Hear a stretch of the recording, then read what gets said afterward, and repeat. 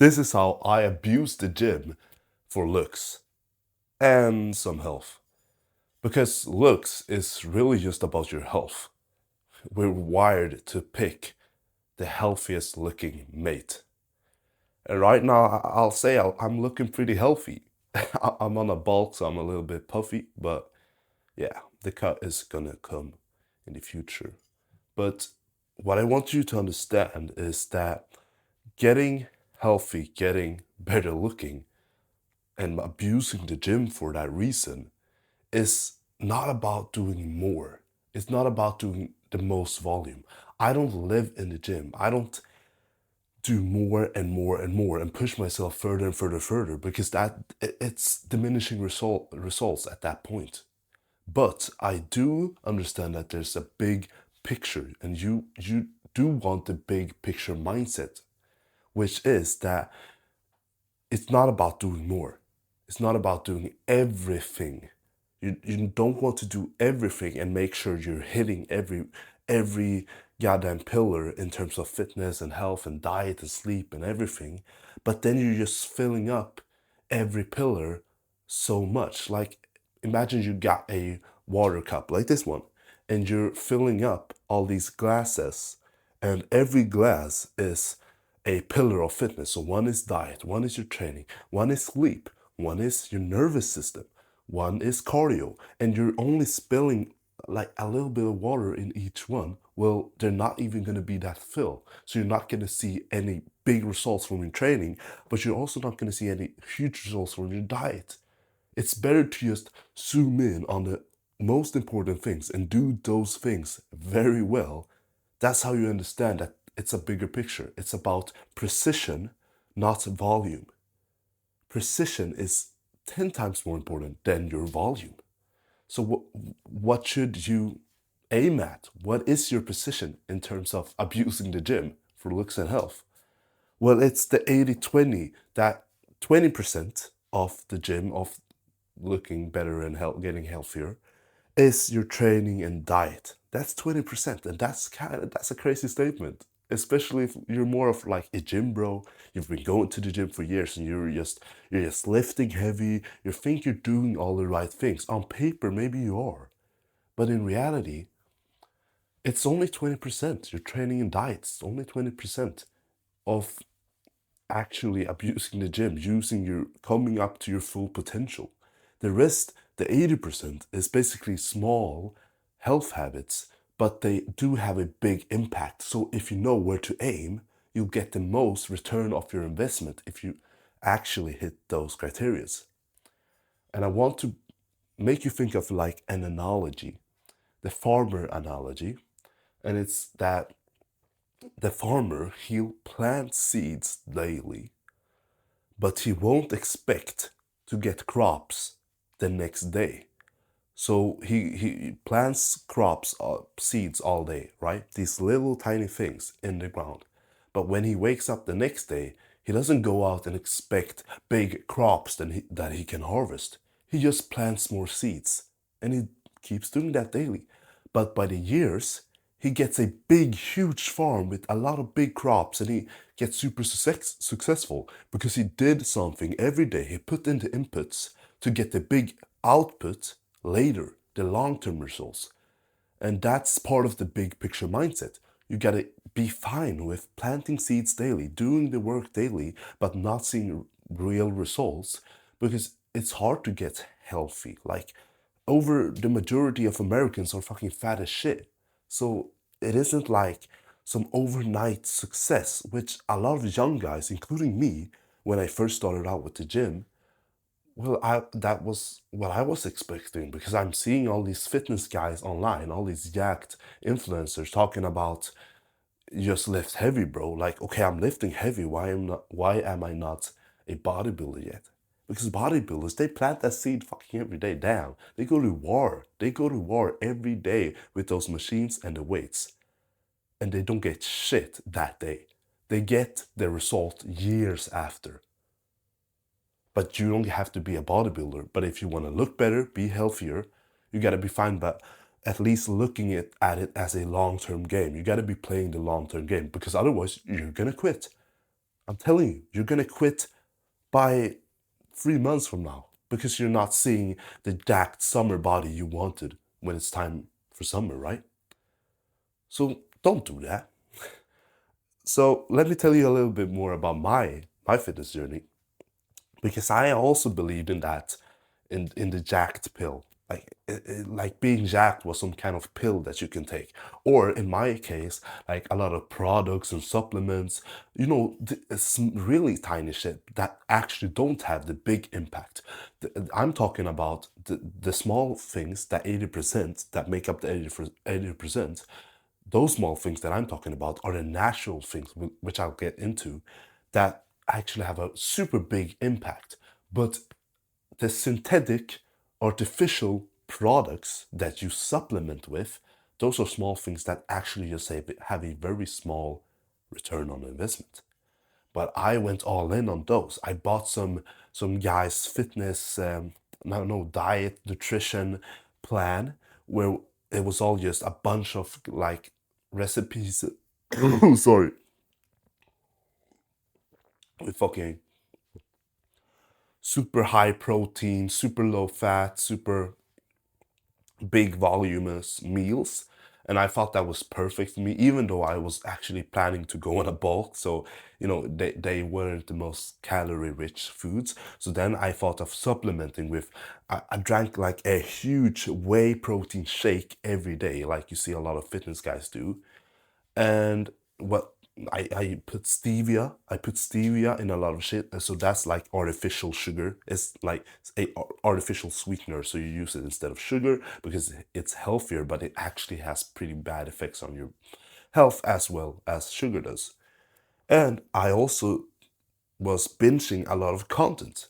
And when you do that, well, you're not setting up yourself for long-term success, because when you're watching all these fitness guys through their different content and shit, one, you're comparing yourself, which is negatively impacting your self-esteem, which is negatively impacting then your willpower, because you think like, okay, but I'm not like these guys, so I can't, why am I even competing? Why am I even trying?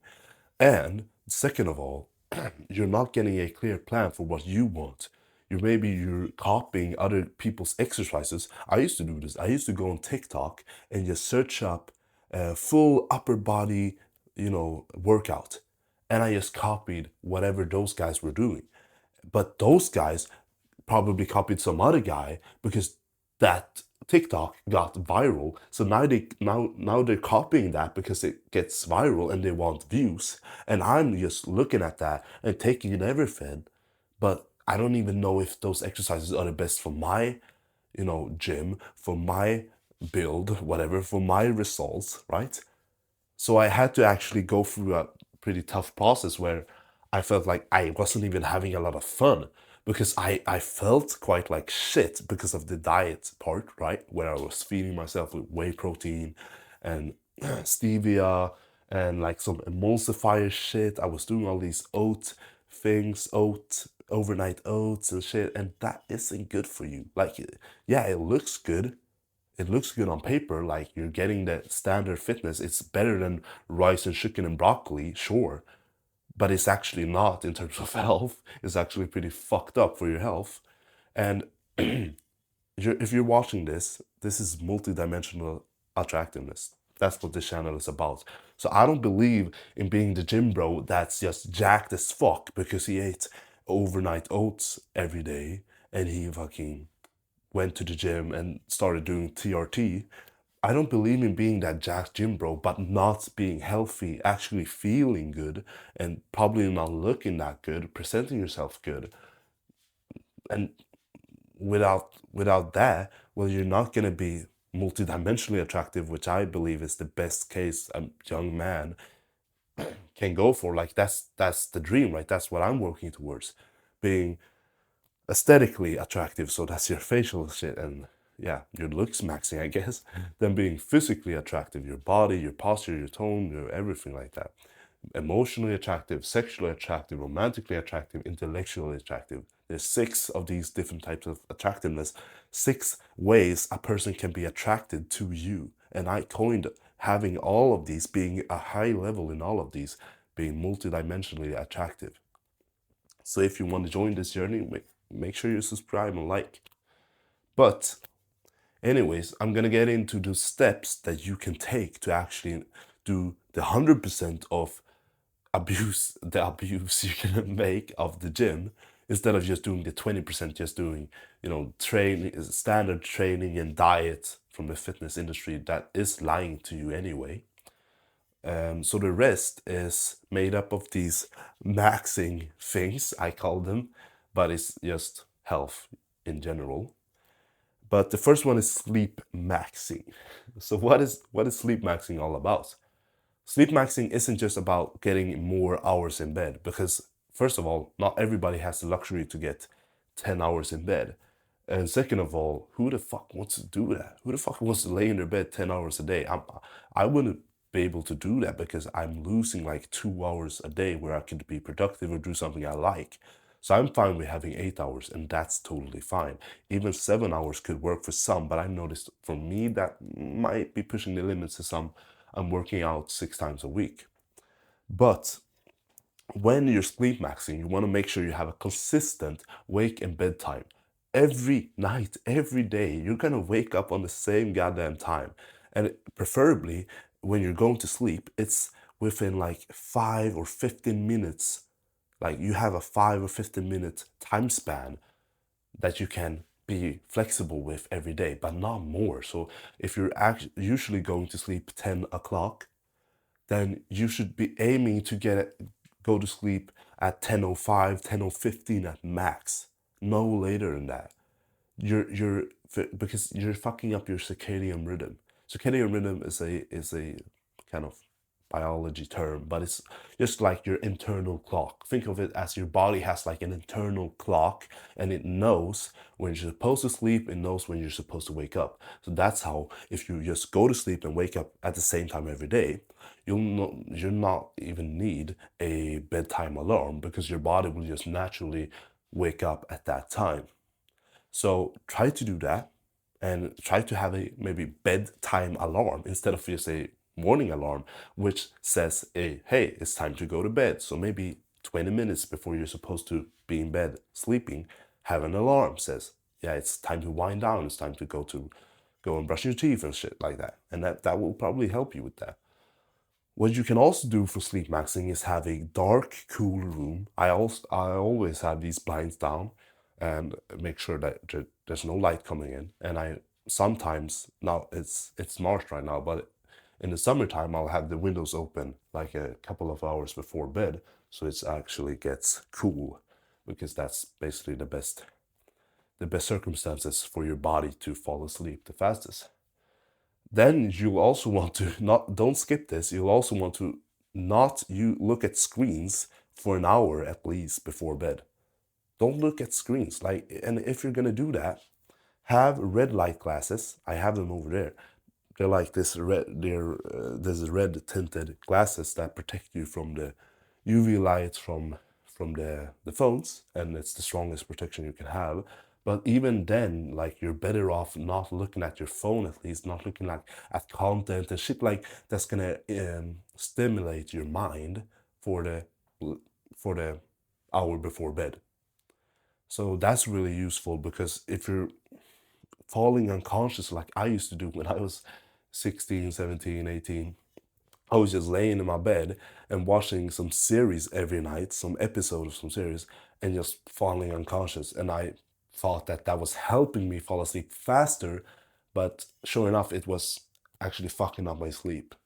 And if you really can't sleep without watching anything, that's a sign that you have like some emotional processing that you need to do during the day, like meditation, go on a walk. And walk will also help you with some circadian rhythm, because you'll get sunlight. Sunlight, and morning sunlight especially, is very good. So if you can, when you wake up, go and get some morning sunlight directly. And if it's dark when you wake up, you can use a light therapy lamp, which will have like 10,000, maybe even 15,000 lux, and that's like the level of light. And you'll just use it like this, pretty close to your face. I use it every morning, and it simulates the light from the sun. So you naturally get a cortisol boost, which is the stress hormone. So you'll not be stressed, but you'll get a cortisol boost. It will rise, And that's very good because that means that in the evening it will actually go down and you will be calm and you will be able to sleep. That's how you're naturally supposed to be. So go out and view morning sunlight, and if you can't get a light therapy lamp. That's basically sleep maxing. And don't eat close to your bedtime as well, especially if you're not someone that digests food super good. And depending on the food you eat, of course, I'm going to cover diet maxing as well. But yeah, don't eat maybe 3 hours before bed, and don't drink anything like 2 hours, 3 hours before bed.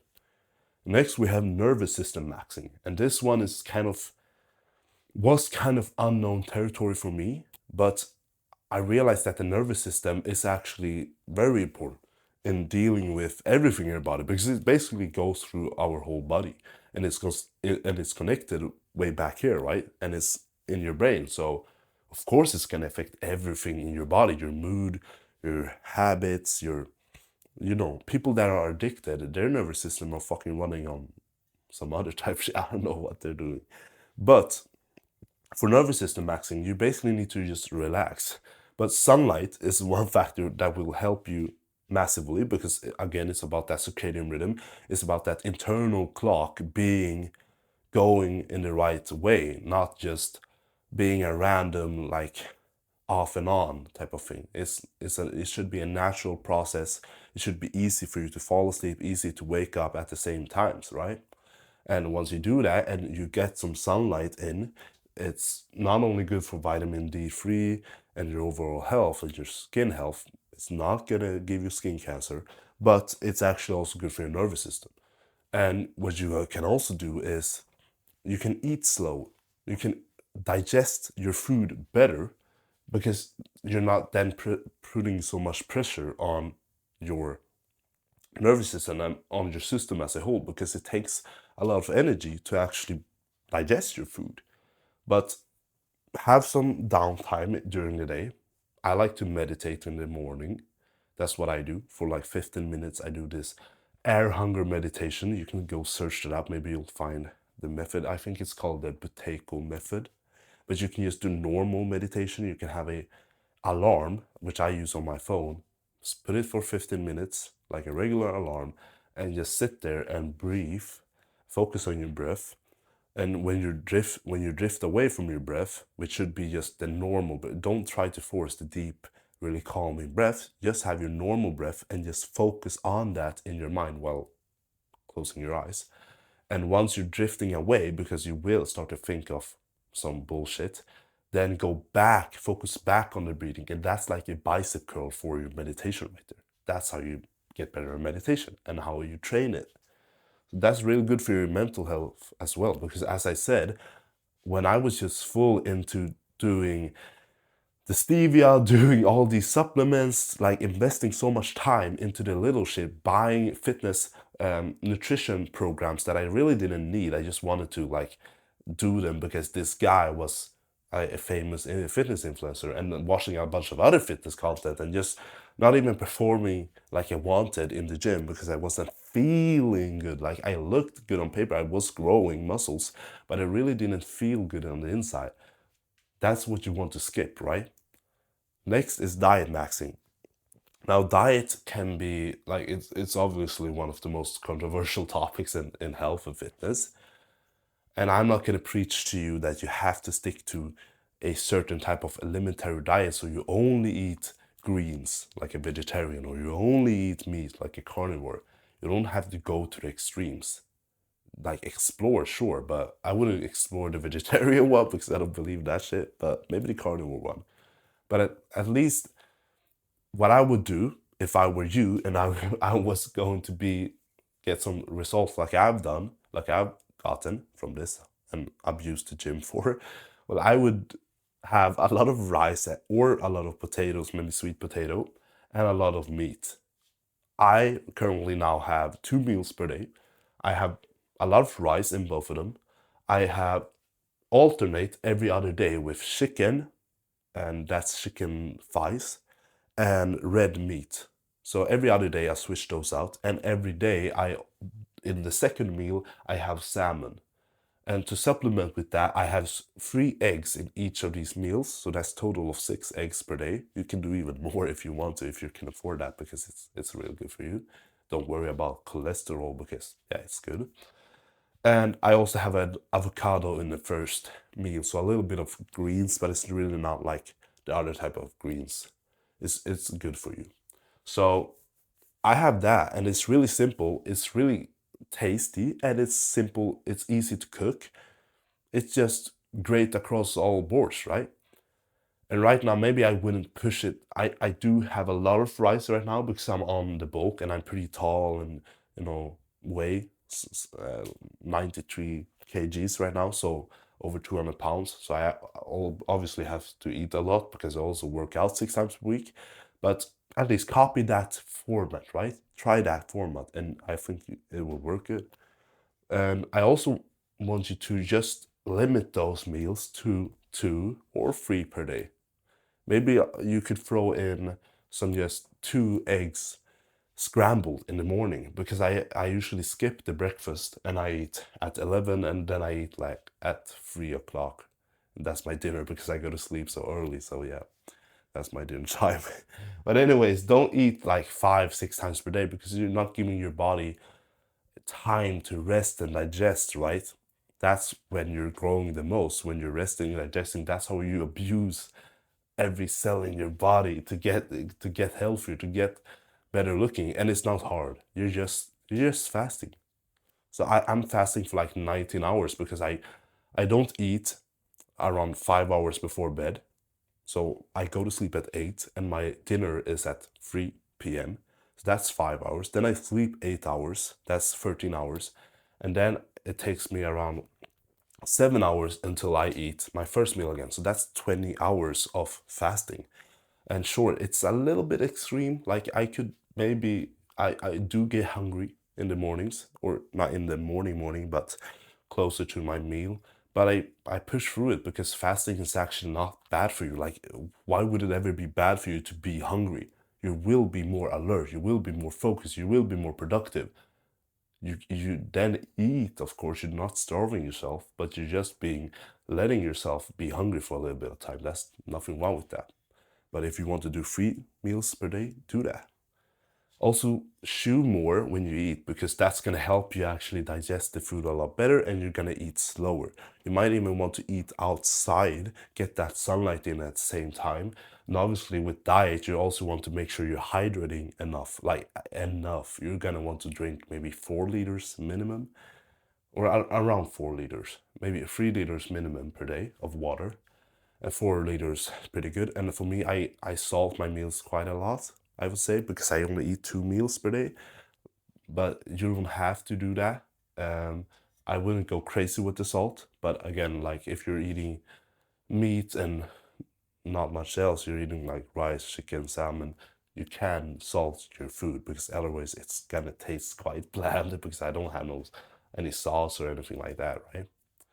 But the last factor you can focus on for the 80% is debloat maxing.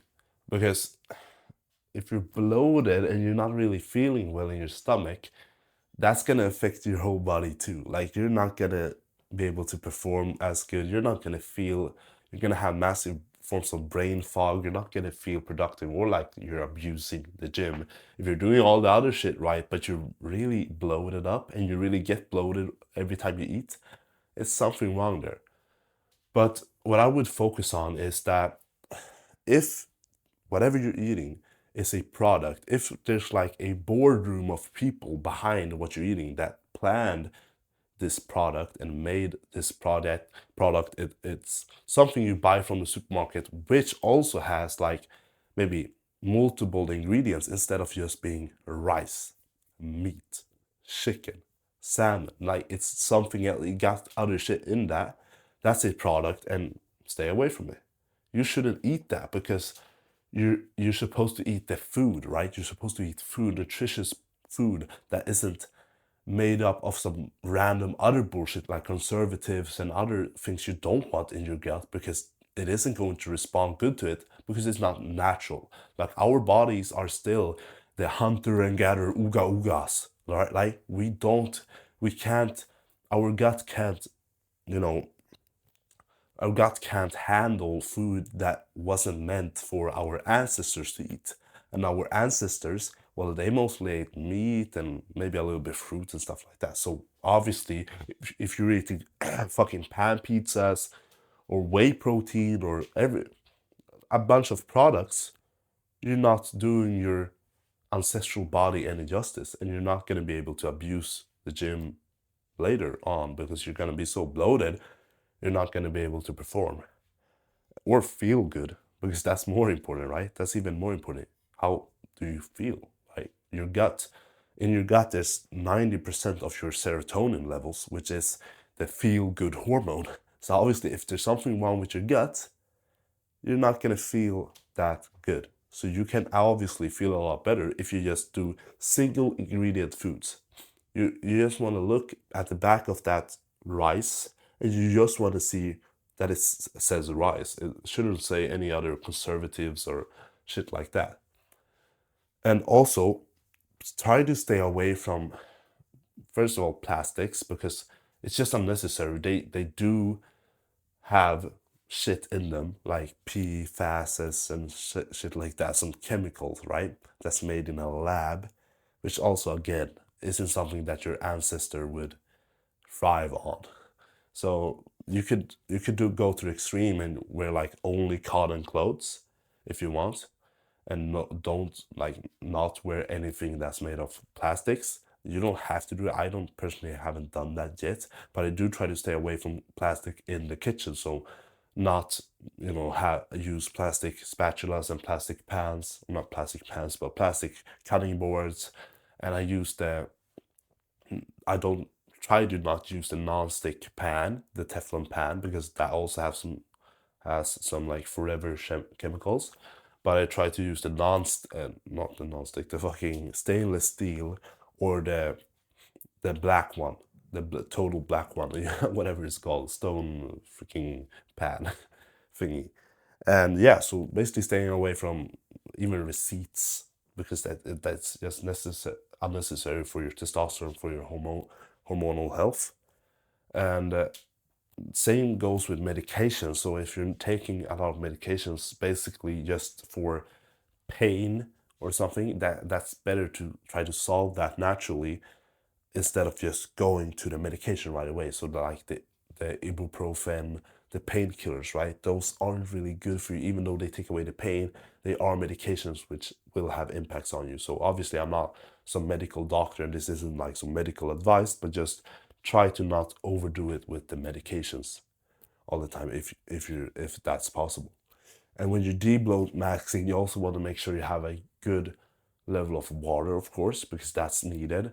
And you also will need salt, because that's the natrium and potassium, the sodium, potassium, and magnesium ratios. So make sure you're eating something that which gets you magnesium, probably, which for my case is salmon and avocado and the meat and stuff.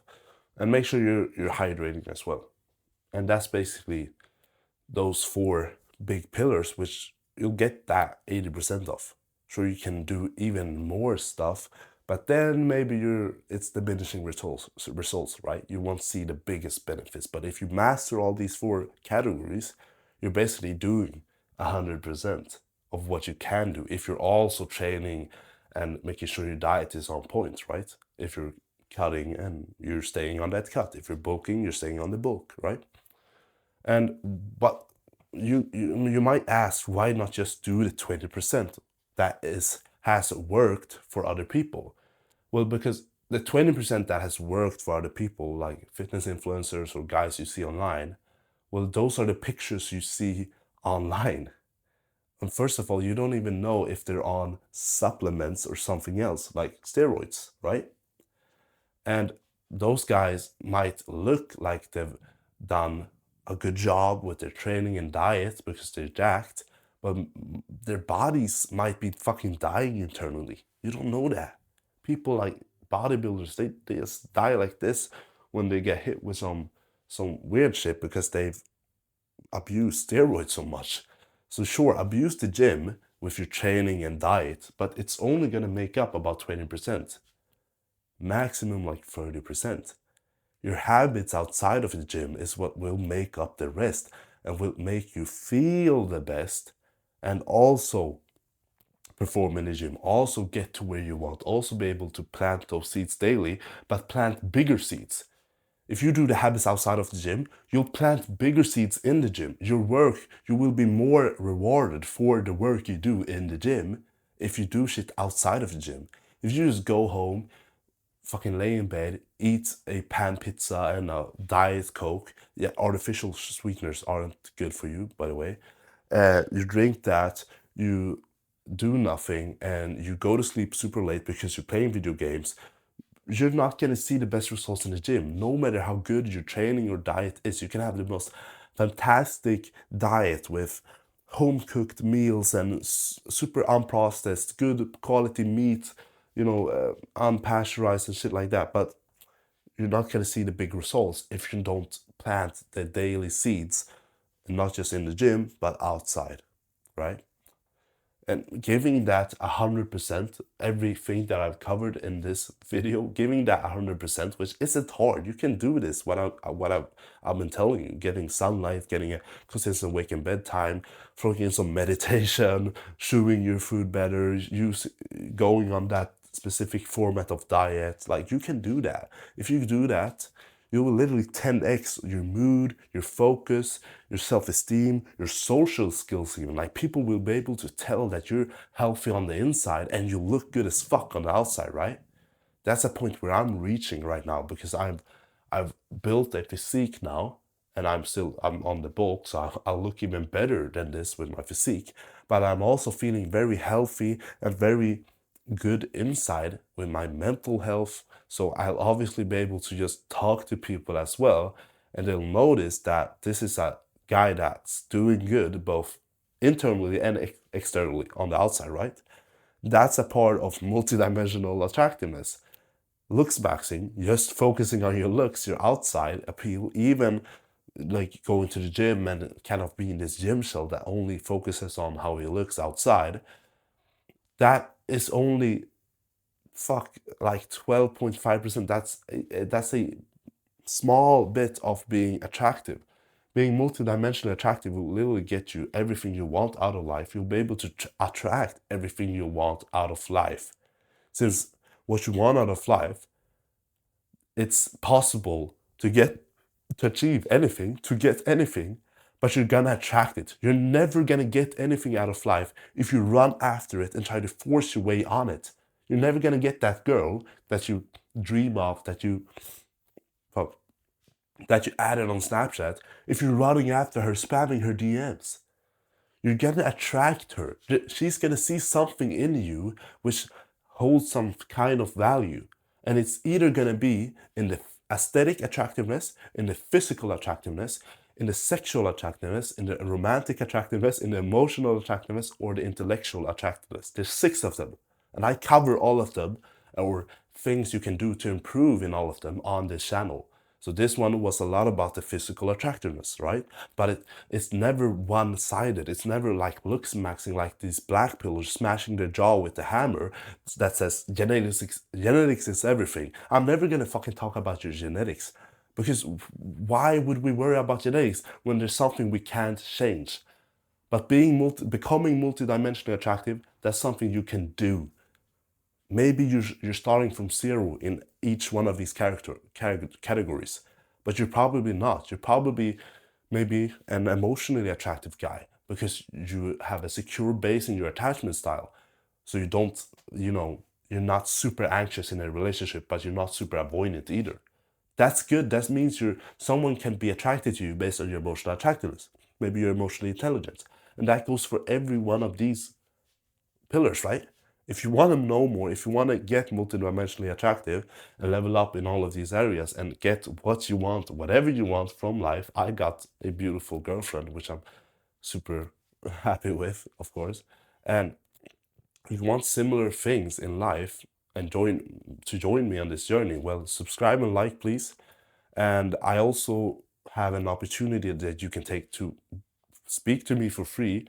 It's like a 30-minute free Q&A call with me where you can just ask me any question you want and I'll try to answer it the best I can. So yeah, or just chat with me, right? That's the top link in the description below this video. There's a top link. You can click that link and book a free call. No sales, no upselling. And that's all. I'll see you in another video.